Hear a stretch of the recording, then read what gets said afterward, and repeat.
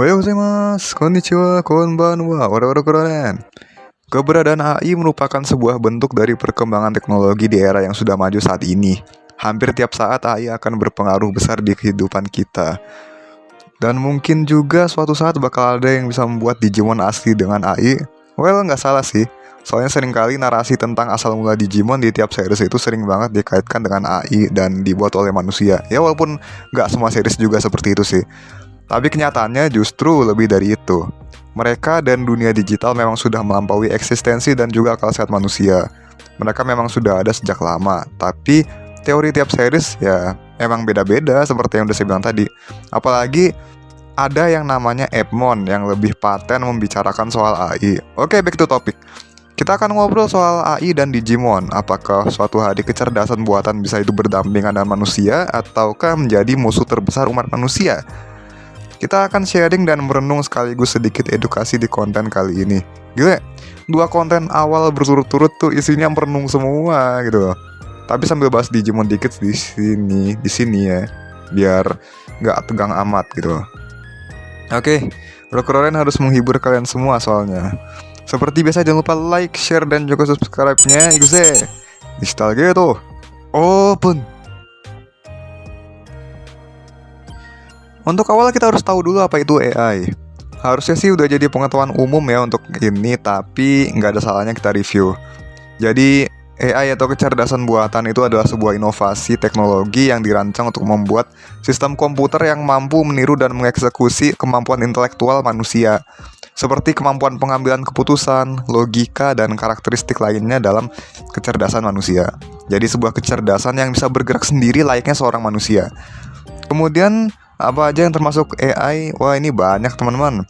Kita pakai contoh yang ada di Epmon juga bisa teman-teman. Seperti misalnya navigasi GPS, search engine, sosmed, kamera, musik, game, dan masih banyak lagi. Boleh dibilang Epmon itu merupakan penggambaran kecerdasan buatan yang ada di tiap aplikasi, tapi dibuat beragam dan ada kegunaan yang berbeda-beda untuk masing-masing aplikasi beserta tingkatannya dari standar, super, ultimate, sama god grade. Kemudian ada berbagai kemudahan yang diberikan AI. Ini asli banyak banget guys, karena dapat membantu umat manusia untuk memudahkan pekerjaan dan meningkatkan efisiensi dalam berbagai aspek kehidupan. Misalnya security atau keamanan di gadgetmu, kayak sidik jari dan pengenalan wajah. Terus kendaraan otomatis yang bisa bergerak sendiri, autopilotnya, nganterin kamu ke tempat tujuan. Rekomendasi dan algoritma sosmed yang menawarkan sesuatu yang sesuai dengan minat kamu di sosmed tersebut. Kemudian ada Google Translate yang bisa menerjemahkan bahasa asing menjadi bahasa kamu agar bisa kamu mengerti dan pelajari. Wah, banyak lah pokoknya. Semua itu amat sangat bermanfaat dalam kehidupan dan memberikan akses yang lebih baik untuk manusia terus berkembang dan belajar melalui teknologi dan tentunya mengikuti perkembangan zaman. AI juga akan berevolusi jika teknologi di dunia semakin berkembang. Sekarang pun juga ada yang namanya ChatGPT dan karakter AI yang bisa digunakan untuk membantu perangkai teks menjadi sebuah narasi atau bahkan chattingan juga sama sama AI gitu kan. Dan AI-nya itu bisa kita jadiin karakter fiksi juga gitu. Kita masukin kepribadiannya juga bisa buat sendiri gitu. Gitulah pokoknya teman-teman. Keren ya. Kalau di Digimon itu lebih banyak kegunaan AI ditunjukkan ada pada Epmon, kayak Gachmon jadi search engine, Perorimon ngasih review restoran, Hackmon jadi aplikasi hacking, Offmon jadi aplikasi offline. Ya sayangnya yang diperlihatkan lebih sering malah bahaya yang ditimbulkan gara-gara mereka yang udah kena L-virus dan antek-anteknya Leviathan. Tapi ini akan kita bahas di subtopik selanjutnya. Oke, ada kengerian terhadap teknologi AI. Ini yang menjadi ketakutan banyak orang karena selain memberi kemudahan dalam hidup dan membuatnya menjadi lebih efisien serta praktis, ternyata ada dampak negatif yang benar-benar fatal jika tidak segera ditangani dengan benar yang pasti. Karena kadang AI itu nggak bertindak secara akurat karena sangat bergantung pada data yang sudah ada sebelumnya. Contoh paling sering kita temui itu ada di gambar AI karena menggunakan data sampel dari gambar yang udah jadi dari karya orang yang jelas sih ya. Yang jelas itu seperti itu teman-teman. Yang kemudian dibuat jadi gambar baru sesuai prompt yang udah diinput di aplikasinya. Kalau kalian tahu pas awal-awal gambar AI ini trending tahun lalu, sistemnya tuh masih belum sempurna teman-teman. Gambar tangan aja tuh masih kurang pas dan butuh dibenahin lagi sama sistemnya. Berikutnya bisa menurunkan kreativitas manusia juga karena terlalu bergantung sama teknologi, kita jadi nggak ada keinginan untuk berimprovisasi dan membuat sesuatu yang baru. Jadi ya bakal gitu-gitu aja. Ibaratnya kayak orang jalan di tempat. Ya, seperti itulah. Kemudian ada kehilangan pekerjaan. Ya, ini masih abu-abu, tapi nggak menutup kemungkinan aja sih. AI akan mempersempit lapangan kerja kalau nggak nemu solusi mengenai hal ini.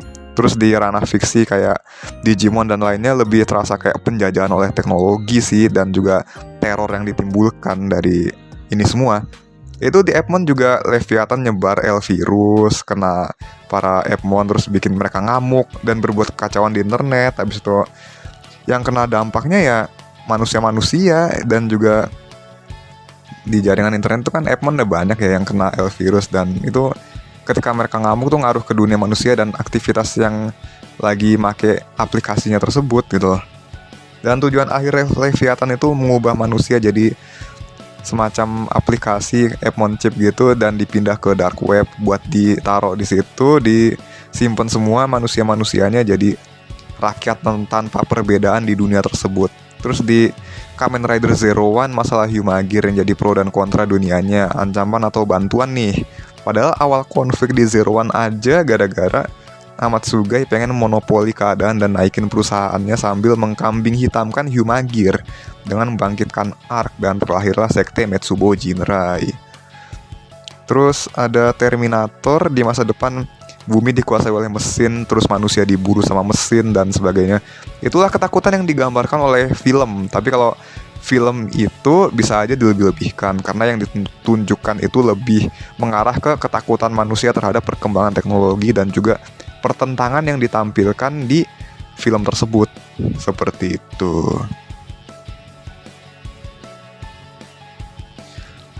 Oke, jadi langsung aja ke kesimpulan ya teman-teman. Intinya sih untuk saat ini emang AI itu ada pro dan juga kontranya ya teman-teman. Yang pasti ini pro-nya adalah amat sangat berguna dan mempraktiskan kehidupan kita, tapi untuk kontranya adalah menimbulkan ketakutan masyarakat terhadap kemajuan teknologi. Ya, ini untuk beberapa ketakutan tersebut itu kemungkinan untuk terjadinya tuh untuk saat ini mungkin masih belum ada ya, tapi yang namanya orang parno, apalagi kalau sampai berpengaruh sama karirnya, terutama para artis yang mulai tersaingi sama gambar AI itu udah mulai banyak juga yang minder. Terus belum lagi ada yang komentar-komentar segala macem. Dan juga kemarin sampai ada sayembara tolak gambar AI ya kan teman-teman.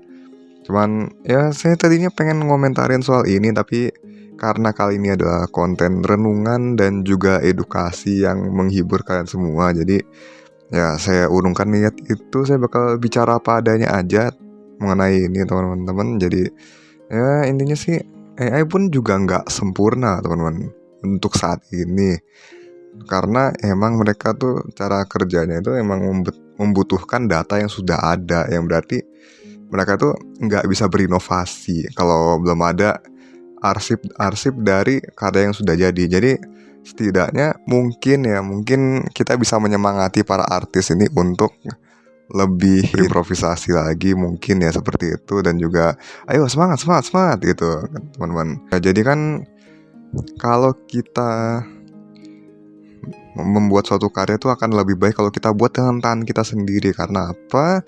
Satu, jiwa kita jadi lebih terlihat gitu pada karya tersebut. Jadi ada jiwa yang tertanam di karya seni tersebut ataupun konten yang kalian buat gitu, ketimbang hanya menggunakan AI yang literally ya menggunakan mesin dengan perhitungan-perhitungan yang sedemikian rupa tapi ternyata masih ada cacatnya gitu.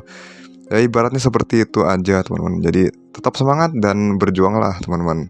Nggak selalu AI itu juga buruk teman-teman. Ya memang AI itu bisa digunakan juga untuk hal-hal lain seperti ya memudahkan kehidupan. Habis itu untuk belajar gambar juga bisa.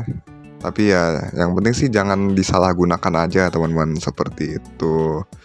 Kita juga bisa kok berkembang lebih baik lagi. Kita bisa menjadi lebih hebat lagi. kita masih punya banyak posibilitas yang bisa kita capai, teman-teman. Jadi tetap semangat dan jangan hiraukan apa kata orang yang sekiranya terkesan menjatuhkan atau merendahkan apa yang kalian sukai, apa yang kalian kerjakan gitu. Ya saya juga salah satu orang yang kesel sih sama yang seperti itu, tapi ya setidaknya kita bisa saling menyemangati satu sama lain, saling mendukung satu sama lain, dan pada akhirnya kita akan tunjukkan kalau kita tuh bisa gitu. Oke, sekian aja teman-teman untuk video kali ini, untuk edukasi sekaligus motivasi. Nice. Terima kasih sudah menonton sampai habis, dan juga jika ada salah dan perkataan saya mohon maaf yang sebesar-besarnya. Seperti biasa jangan lupa like, comment, share, dan juga subscribe-nya, tekan loncengnya biar kalian tahu kapan saya bakal upload lagi. Oke, Rokuroren Oscar Ray, see you. この番組